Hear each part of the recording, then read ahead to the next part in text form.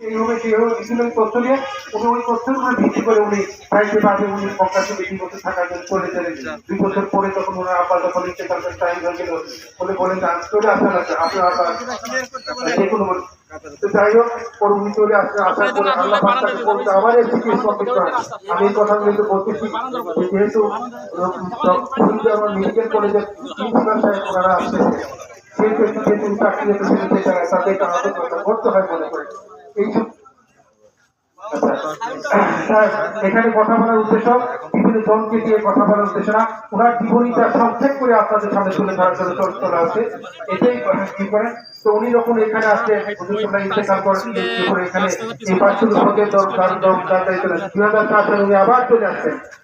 যাই হোক ওনার চাকরি থেকে গেল ওই সুগার চাকরি ওনার আর কি হইল না। ওখান থেকে উনি কমপ্লিট করার পরে উনি সুইচে এবং অ্যাসিস্ট্যান্ট প্রফেসর হিসেবে যোগদান করেন।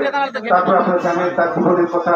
এখানে আগুনের দরবার শুনি, এখানে পার্থপুর দরবার শুনি, বিভিন্ন পথে রংপুর, বিভিন্ন পাবনা, বিভিন্ন ডিস্ট্রিক্টে অনেক প্রতিষ্ঠান করেছেন। শুধু পাহাড়ি এলাকা গারো পাহাড়, আমার বাড়ি গারো পাহাড় পাহাড়ি ইন্ডিয়ান বর্ডারের পাশে, সেখানে উনি একটা দুটি এখানে মাদ্রাসা করে আসছেন।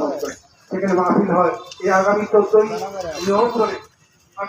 নভেম্বর লাউটাপড়া